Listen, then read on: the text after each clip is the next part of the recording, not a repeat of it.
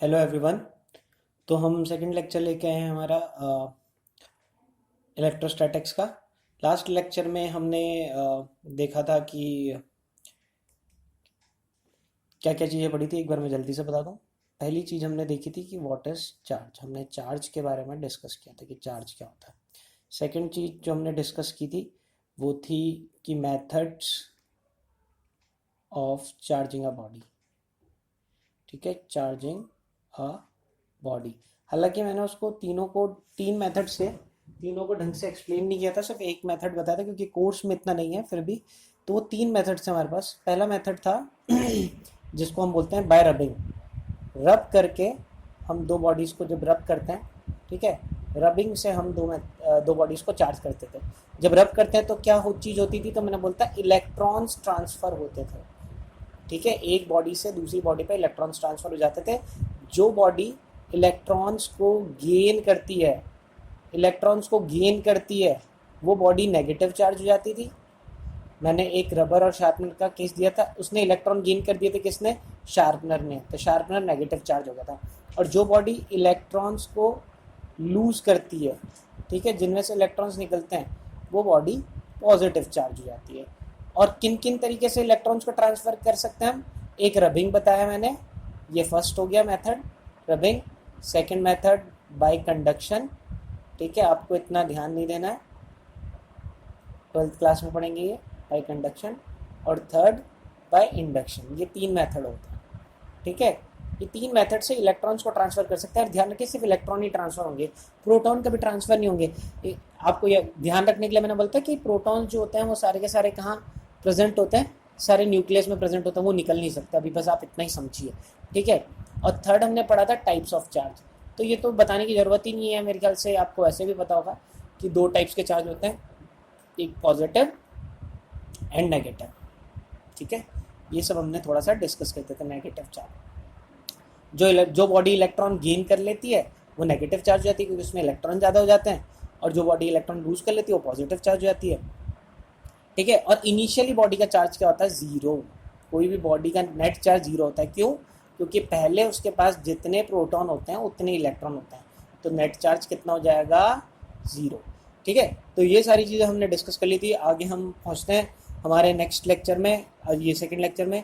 ठीक है, चलिए। तो मैंने आप बताया कि टाइप्स ऑफ मैटर, ये हम पढ़ेंगे नेक्स्ट टॉपिक। ठीक है, टाइप्स ऑफ मैटर्स।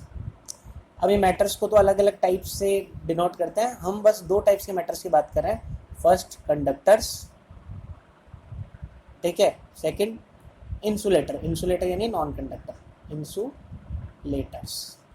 ठीक है, कंडक्टर्स एंड इंसुलेटर्स, दो बॉडीज के बारे में। अब देखिए, स्टार्ट करो मैं कंडक्टर से। ठीक है, समझना है आपको। कंडक्टर्स वो मटेरियल्स होते हैं, ठीक है। ठीक है, कौन सा मटेरियल? टाइप्स ऑफ मैटर्स की जगह आप ये लिख सकते हैं टाइप्स ऑफ मटेरियल्स कर लीजिए इसको। ठीक है, एक मिनट।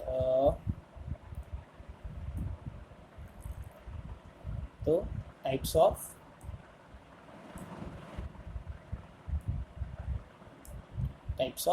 मटेरियल्स। तो दो टाइप के मटेरियल्स हमने बोला, कंडक्टर्स एंड इंसुलेटर। कंडक्टर्स वो मटेरियल होता है, materials which have free electrons. ये बहुत ही इंपॉर्टेंट चीज़ है जो मैंने यहाँ लिखी है। कौन सी? ये फ्री इलेक्ट्रॉन्स बहुत इंपॉर्टेंट है।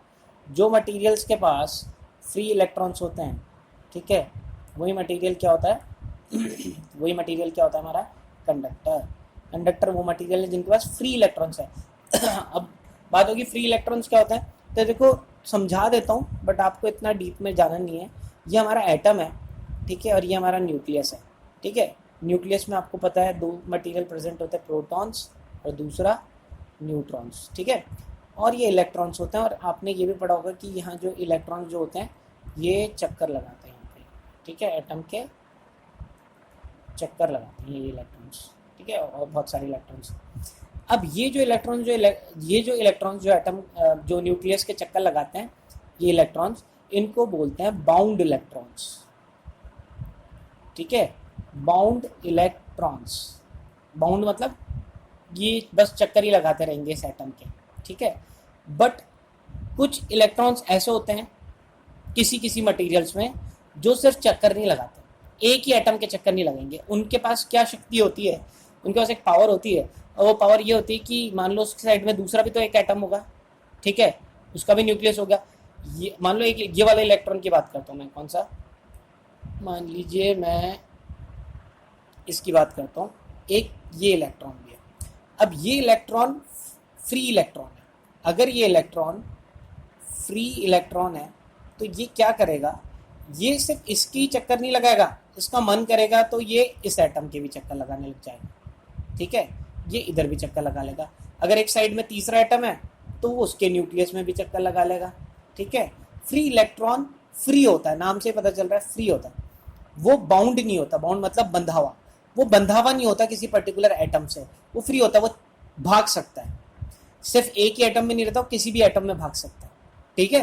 तो जिन मटेरियल्स के पास ये फ्री इलेक्ट्रॉन प्रेजेंट होता है उन्हीं को हम क्या बोलते हैं, उन्हीं को हम बोलते हैं कंडक्टर्स। तो कंडक्टर्स कौन सा मटेरियल हुए, कंडक्टर्स वो मटेरियल्स हुए जिनके पास क्या है, फ्री इलेक्ट्रॉन। फ्री इलेक्ट्रॉन का मतलब जो किसी एक पर्टिकुलर एटम के चक्कर नहीं लगाता। भाई कोई एक मटेरियल है, अगर मैं मान लो ये कोई मटेरियल है, कोई भी चीज़ है, तो उसमें कोई एक ही एटम तो होगा नहीं, ठीक है, बहुत सारे एटम्स होंगे, ये भी एक एटम है, ये भी एक एटम है, ये भी एक एटम है, बहुत सारे एटम्स हैं, ठीक है। अब फ्री इलेक्ट्रॉन का क्या काम है, फ्री इलेक्ट्रॉन जो है वो इस मटेरियल से इस एटम से इस एटम में भी चला जाएगा, इस एटम में इस एटम में भी चला जाएगा, इस एटम से इस एटम में भी जा सकता है, किसी भी एटम के अंदर घुस सकता है। यानी जब वो एक एटम से दूसरे एटम में चल रहा होगा तो फाइनली इलेक्ट्रॉन ट्रेवल कर रहा है। आप देखो ये पूरे मटेरियल में, इस पूरे मटेरियल में मुझे क्या दिख रहा है, मुझे ये दिख रहा है कि यहाँ से इलेक्ट्रॉन भाग रहा है, इलेक्ट्रॉन भाग पा रहा है, रन कर रहा है इलेक्ट्रॉन, ठीक है, फ्लो कर रहा है इलेक्ट्रॉन। किस में इलेक्ट्रॉन फ्लो कर रहा है, इस मटेरियल में। क्यों, क्योंकि ये क्या है, ये एक कंडक्टर है। कंडक्टर है तो इसके पास क्या है, फ्री इलेक्ट्रॉन। फ्री इलेक्ट्रॉन का क्या है, जो एक एटम से दूसरे एटम में भाग सकता है, भाग सकता है, यानी इलेक्ट्रॉन यहाँ भाग रहा है। और फ्लो ऑफ इलेक्ट्रॉन क्या होता है, अगर मैं बोलूँ what is flow of electron, flow of electron को क्या बोलते हैं, करंट, ठीक है, इलेक्ट्रिक करंट। तो फ्लो ऑफ इलेक्ट्रॉन, इस कंडक्टर वाले मटेरियल में इलेक्ट्रॉन फ्लो हो पा रहा है, तो हाँ हो पा रहा है, ठीक है, हमको दिख रहा है यहाँ पे ये फ्लो हो पा रहा है। तो इसीलिए हम बोल सकते हैं इन conductors electric current flow, electric current flow करेगा, किस में करेगा, इन मटेरियल कंडक्टर्स में करेगा। क्यों, क्योंकि कंडक्टर्स में फ्री इलेक्ट्रॉन्स होते हैं, और ये फ्री, क्योंकि ये फ्री इलेक्ट्रॉन्स थे, ठीक है, कौन से इलेक्ट्रॉन नहीं है, फ्री वाले, जो फ्री हैं, बाउंड नहीं है, और वो चक्कर लगा पाते, ठीक है। अच्छा, तो यही कंडक्टर्स होता है, आपको ये ध्यान रखना है, कंडक्टर्स में फ्री इलेक्ट्रॉन्स होते हैं और वो चक्कर लगा पाते हैं, ठीक है। चलिए नेक्स्ट, तो अब हम दूसरा मटेरियल के बारे में डिस्कस करते हैं। दूसरा मटेरियल क्या हो गया हमारा, इंसुलेटर, ठीक है। अब इंसुलेटर कौन सा मटेरियल है, इनके पास इंसुलेटर नॉन कंडक्टर भी बोलते हैं insulator, there is no free electron, कोई फ्री इलेक्ट्रॉन नहीं है। देखो इलेक्ट्रॉन्स तो हैं बट फ्री नहीं है, सारे के सारे इलेक्ट्रॉन्स क्या है, बाउंड है। अब जब बाउंड है सारे के सारे इलेक्ट्रॉन, मान लो ये इंसुलेटर है, जैसे हमने कंडक्टर बनाया था, ये इंसुलेटर बना दिया, ये इंसुलेटर है, और मैंने देखा कि मैं इस इंसुलेटर के अंदर बहुत सारे एटम प्रेजेंट है, मान लो ये वो छोटे छोटे एटम्स हैं।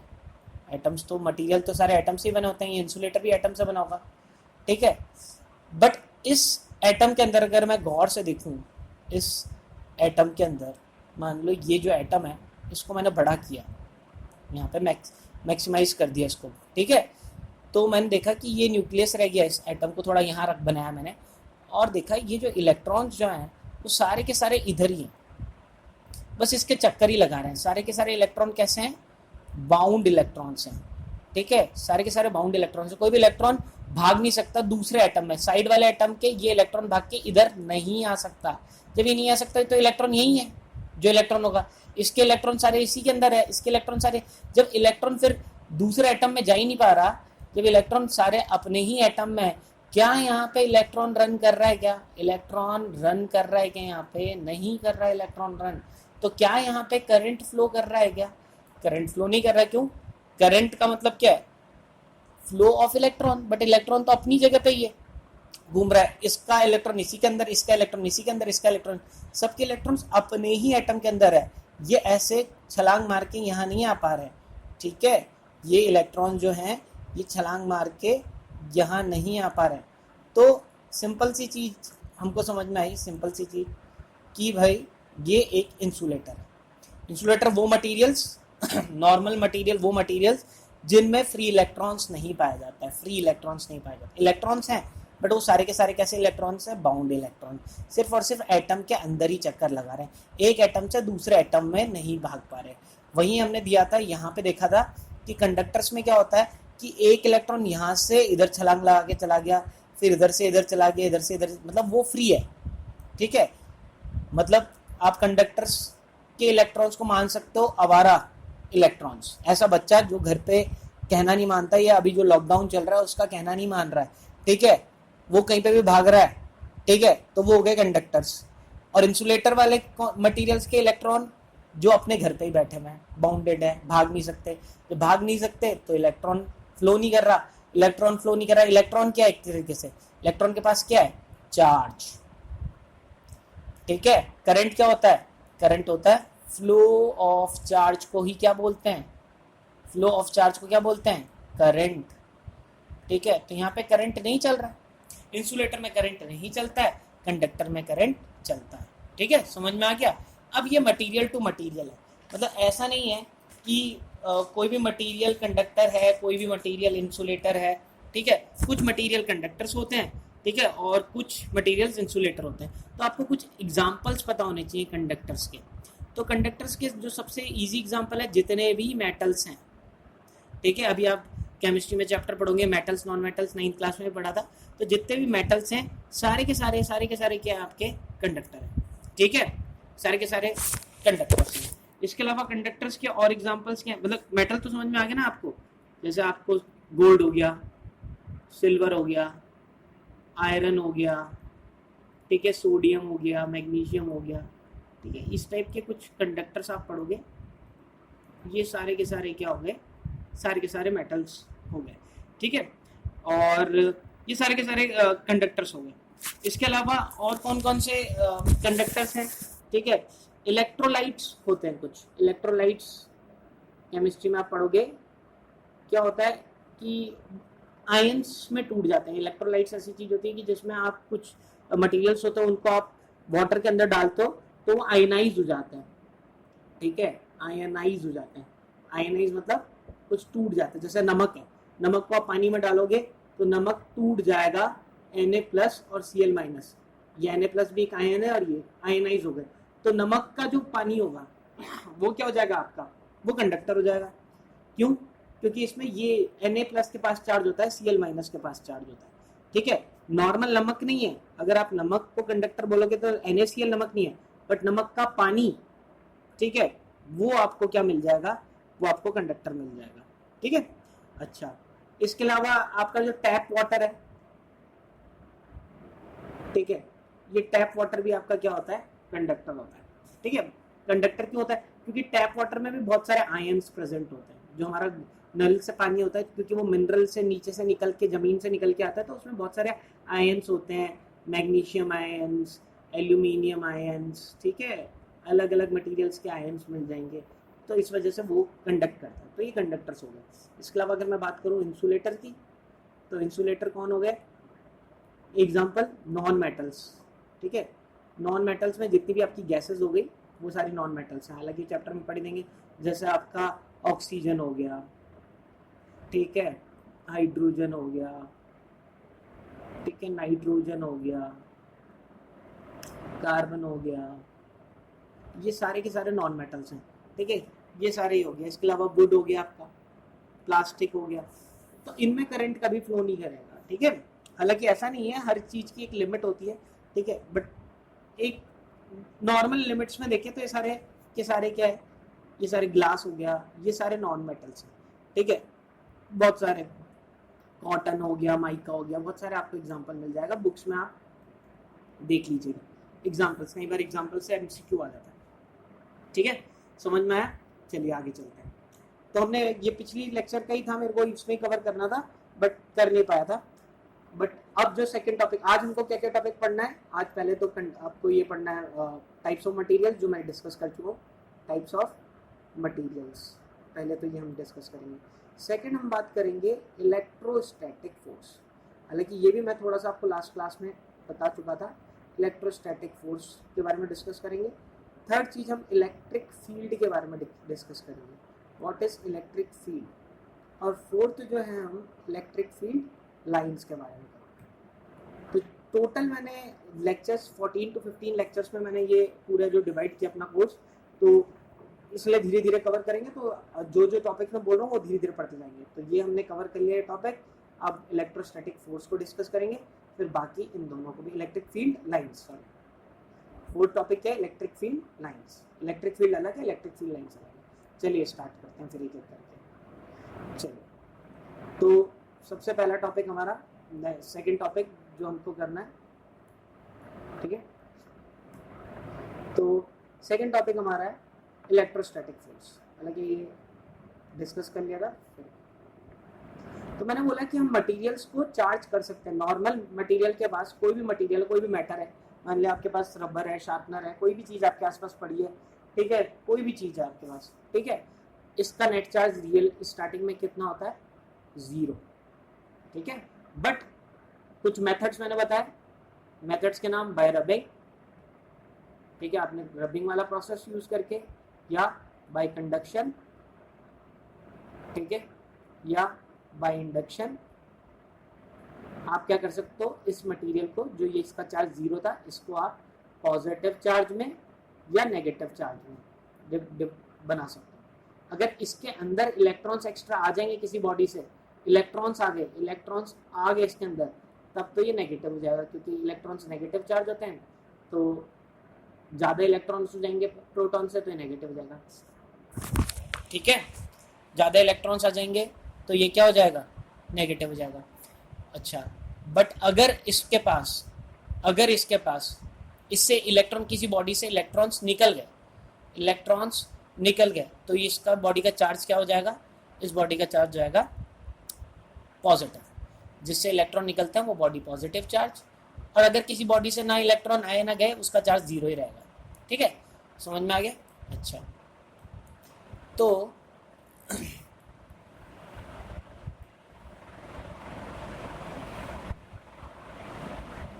चलिए, तो हम इलेक्ट्रोस्टैटिक फोर्स के बारे में बात करते हैं।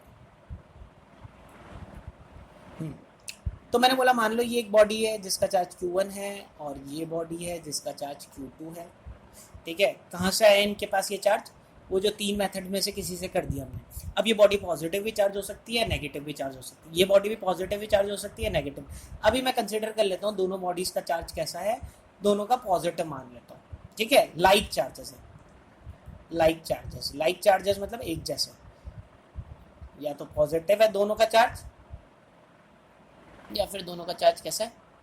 नेगेटिव है। तो क्या होगा अगर ये दोनों चार्जेस कुछ डिस्टेंस पे रखे होंगे r, तो ये बॉडी, ये वाला चार्ज इस वाले चार्ज को धक्का देगा इधर की तरफ, और ये वाला चार्ज इस वाले चार्ज को भी धक्का देगा इधर की तरफ। दोनों चार्जेस ने एक दूसरे चार्जेस को क्या किया? धक्का दिया, ठीक है, फोर्स लगाया।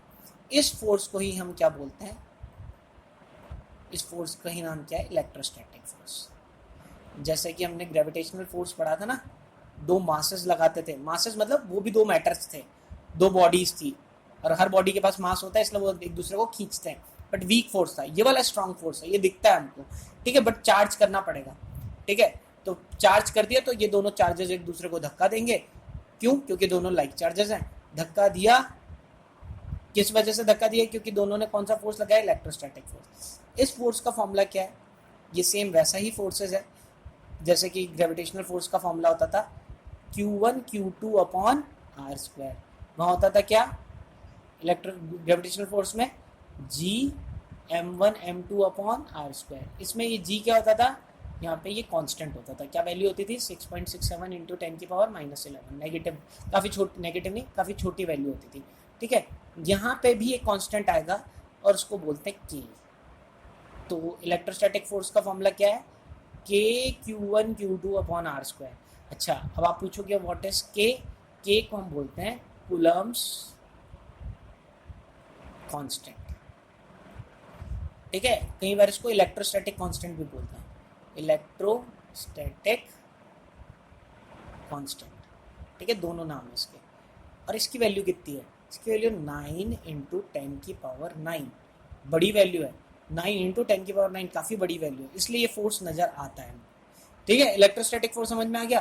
तो लाइक चार्जेस क्या करते हैं? एक दूसरे को रिपेल। ठीक है, और अगर ये दोनों अनलाइक चार्जेस होते हैं, मान लो यहाँ पे ये Q1 है और यहाँ पे ये Q2 है, ठीक है, और एक पॉजिटिव है और एक नेगेटिव है, एक पॉजिटिव एक नेगेटिव, या पहला वाला नेगेटिव दूसरा वाला पॉजिटिव, तो हम देखेंगे ये इसको खींचेगा और ये भी इसको खींचेगा। इन दोनों के बीच की डिस्टेंस यहाँ से यहाँ तक की कितनी है? मान लीजिए ये r डिस्टेंस है इन दोनों के बीच की डिस्टेंस। तो किस फोर्स से खींचेगा? सेम वही फॉर्मूला है, के Q1 Q2 upon R square. बस फर्क क्या है? इस बार जो ये खींचेंगे, इस बार ये खींचेंगे, ग्रेविटेशनल फोर्स की तरह खींचेंगे। के की वैल्यू वही है 9 इंटू 10⁹, यानी अगर अनलाइक चार्जेस होते हैं, अनलाइक चार्जेस मतलब पॉजिटिव नेगेटिव या नेगेटिव पॉजिटिव, अगर दो चार्जेस ऐसे रखें तो ये एक दूसरे को क्या करते हैं? तो एक दूसरे को अट्रैक्ट करते हैं। ठीक है, तो आपको ये क्लियर हो गया इलेक्ट्रोस्टैटिक फोर्स। चलिए अब नेक्स्ट टॉपिक पे जाते हैं। तो नेक्स्ट टॉपिक जो है हमारा वो है electric field. Third topic, electric field. ये लेक्चर इतना बड़ा नहीं होगा, जल्दी खत्म हो जाएगा। चलो, इलेक्ट्रिक फील्ड क्या होती है? देखो, ये एक चार्ज रखा है मैंने, ठीक है, कैपिटल क्यू से इसको डिनोट किया मैंने यहाँ पे देखा एक छोटा सा दूसरा एक चार्ज लेके आया, स्मॉल क्यू, इसके पास में रखा, तो मैंने देखा ये इसको धक्का दे रहा है। मान लो ये भी पॉजिटिव है, ये भी पॉजिटिव है, ठीक है, ये इसको धक्का दे रहा है। फिर मैंने थोड़ा सा और दूर रखा तो भी धक्का दे रहा है। अच्छा बताओ, यहाँ वाले धक्के को F1 बोला और यहाँ वाले धक्के को F2 बोला, बताओ F1 बड़ा है या F2 बड़ा है? तो F1 बड़ा है, F1 बड़ा है F2 से। क्यों? जितनी पास बॉडीज होती हैं, जितनी इस चार्ज से जितना पास होगा, हमने फॉर्मूला क्या देखा? के Q1 Q2 upon R square, यानी R जितना कम, देखो इन दोनों चार्जेस के बीच में R कितना है? ये वाला, और इन दोनों चार्जेस के बीच में R कितना है अभी? ये। तो ज़्यादा चार्ज कब, डिस्टेंस कब कम है? डिस्टेंस R1 कम है, R2 ज़्यादा है। R1 कम तो F1 ज़्यादा, R2 ज़्यादा तो F2 come.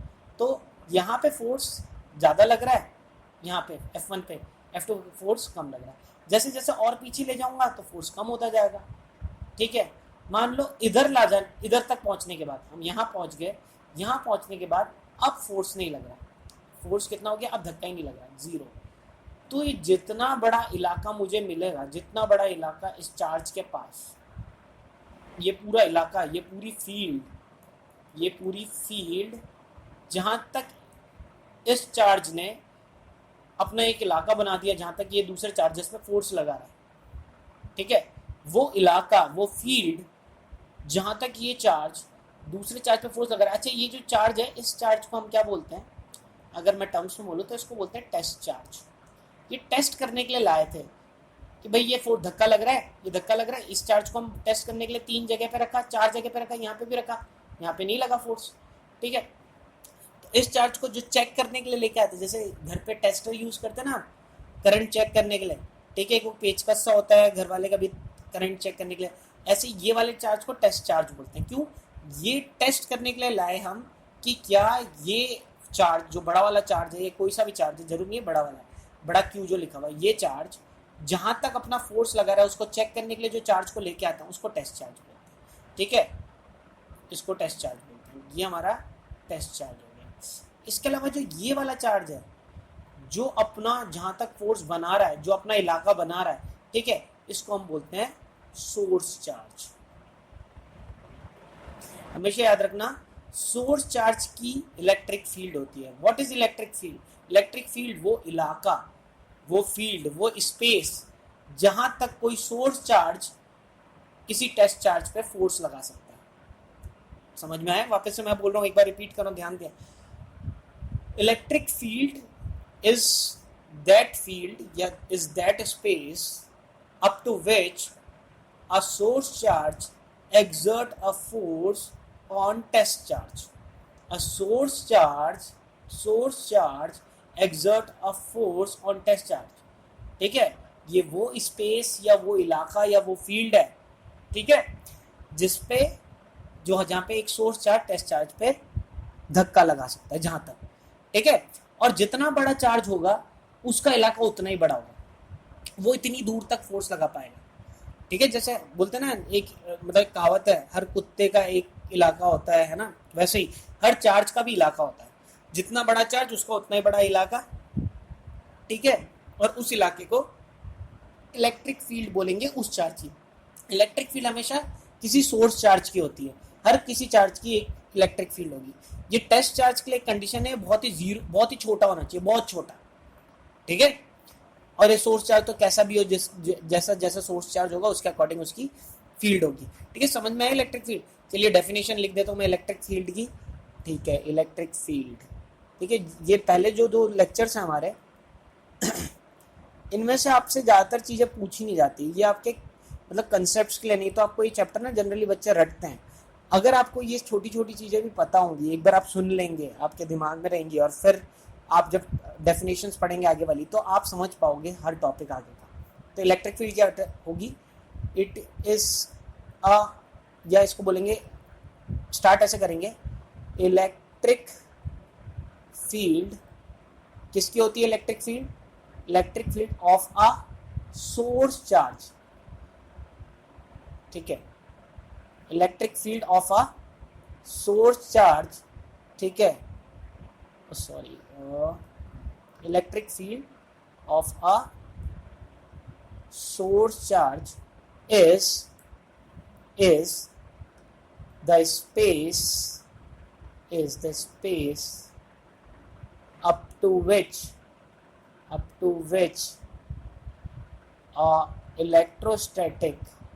electrostatic force exert by source charge on a test charge, ठीक है। किसी टेस्ट चार्ज पे कोई सोर्स चार्ज जितनी दूरी तक, जितनी स्पेस तक फोर्स लगाएगा, उसको हम क्या बोलते हैं?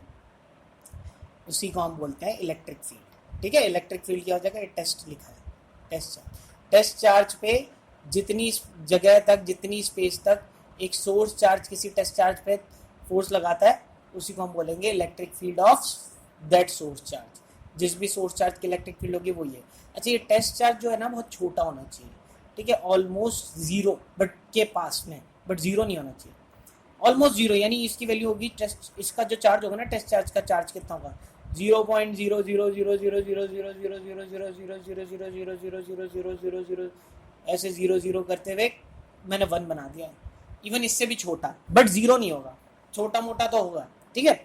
इसको हम थोड़ा 12th क्लास में ढंग से समझेंगे, अभी इतना ही समझे। इलेक्ट्रिक फील्ड आपको समझ में? इलेक्ट्रिक फील्ड एक स्पेस है जहां तक एक सोर्स चार्ज किसी टेस्ट चार्ज पर फोर्स लगाता है, ठीक है। सिंपल सा इलेक्ट्रिक फील्ड यहीं पे खत्म हो जाता है। इलेक्ट्रिक फील्ड, हर चार्ज की इलेक्ट्रिक फील्ड अलग होगी। मान लो एक ये चार्ज है Q, तो इसकी कुछ फील्ड होगी, मान लो ये यहाँ तक फोर्स लगा रहा है, ये इसकी इलेक्ट्रिक फील्ड होगी, ठीक है। और ये एक दूसरा Q है, और इसकी इलेक्ट्रिक फील्ड देखी मैंने, तो इसकी इलेक्ट्रिक फील्ड जो है वो मैंने देखे, वो इतनी बड़ी हो गई, ठीक है। अब ऐसे बनाते नहीं हम इलेक्ट्रिक फील्ड को, बट एक आपको समझाने के लिए, 10th क्लास में समझाने के लिए, भाई इलेक्ट्रिक फील्ड एक स्पेस है, ठीक है। चलो, अब नेक्स्ट और लास्ट टॉपिक आज का हमारा, और वो टॉपिक है हमारा इलेक्ट्रिक फील्ड लाइंस, ठीक है। ये भी हमारे कोर्स में वैसे है नहीं, बट नाम सुनोगे, मैग्नेटिक फील्ड लाइंस सुनोगे, वैसे इलेक्ट्रिक फील्ड लाइंस। तो ये जो इलेक्ट्रिक फील्ड लाइंस है, ये कुछ रियल में कोई लाइंस प्रेजेंट नहीं होती। अगर मान लो कोई चार्ज रखा हुआ है, तो वहाँ के उसके आसपास कोई लाइंस रियल में प्रेजेंट नहीं होती, तो एक पॉइंट लिखता हूँ, दीज आर इमेजिनरी लाइन्स। पहली चीज तो ये समझ ले कि ये रियल में प्रेजेंट नहीं होती, दीज आर इमेजिनरी, मतलब हमने इमेजिनरी लाइन्स बना रखी है, imaginary lines used to represent electric field. Electric field को रिप्रेजेंट करने के लिए हमने कुछ लाइंस बनाई, उसी को इलेक्ट्रिक फील्ड लाइंस बोलते हैं। मतलब इलेक्ट्रिक फील्ड जो मैंने आपको बनाया था ना, ये चार्ज बनाया यूं और इसके पास ऐसा इलाका बना दिया, ये इलाका बनाया था मैंने, ये कोई इलेक्ट्रिक फील्ड ऐसी नहीं कभी शो करते। इलेक्ट्रिक फील्ड कैसे शो करते हैं अब 12th क्लास में पढ़ोगे, अभी इतना कोई इंपॉर्टेंट नहीं है, तो कुछ लाइनों से की हेल्प से शो करते हैं, उन्हीं को इलेक्ट्रिक फील्ड लाइन्स बोलते हैं। रियल में नहीं होती, बस उनको शो करने के लिए काम में आती है। जैसे ये ऐसी कुछ लाइन्स, ये चार्ज रखा हुआ है एक, तो उससे कुछ ऐसी लाइन्स निकलेंगी, इनको बोलेंगे हम इलेक्ट्रिक फील्ड लाइन्स। ऐसे इससे क्या पता चलेगा, इन लाइन्स की हेल्प से हम क्या बता सकते हैं, इन लाइन की हेल्प से ये बता सकते हैं कि मान लो एक टेस्ट चार्ज लेके आया मैं, मान लो एक टेस्ट चार्ज को रखा है यहाँ पे मैंने, स्मॉल क्यू, ये कैपिटल क्यू सोर्स चार्ज था, स्मॉल क्यू, तो मैंने देखा ये एरो मेरे को क्या बता रहा है कि ये स्मॉल क्यू चार्ज अब भाई धक्का लगे है तो कहीं ना कहीं तो जाएगा, तो ये यहाँ नहीं जाएगा, ये यहाँ भी नहीं जाएगा, ये यहाँ भी नहीं जाएगा, यहाँ भी नहीं जाएगा, तो कहाँ जाएगा, ये इसी एरो की डायरेक्शन जाएगा, ये जाएगा। मान लो एक चार्ज को इधर रखा तो ये किधर जाएगा, इधर की तरफ जाएगा, ठीक है, इधर रखा तो किधर जाएगा, इधर की तरफ जाएगा, समझे, इसी की डायरेक्शन में, ये एरो की डायरेक्शन। तो ये बताने के काम में आती है, प्लस ये भी बता रही है कि यहाँ पे ये इसकी electric field lines, electric field है, कहाँ कहाँ इलेक्ट्रिक फील्ड है इसकी, ठीक है। ऐसा नहीं कि बीच में खाली है तो यहाँ नहीं है, यहाँ पे भी है, ठीक है, यहाँ रखेंगे तो कोई यहाँ कहीं जाएगा, ठीक है, देख के पता चल रहा है ये लाइन सारी की सारी इस पे ऐसे निकल रही है ना, तो यहाँ जाएगा। अच्छा, दूसरी चीज क्या बताता है, बस आप तो यही समझ लीजिए, इससे ज्यादा नहीं, अब जो बाकी चीजें हैं वो हम 12th क्लास में सीख ही लेंगे, अभी आपको बस इतना समझना है इलेक्ट्रिक फील्ड लाइंस क्या होती है, कुछ इमेजिनरी लाइंस होती है इलेक्ट्रिक फील्ड बताने के लिए।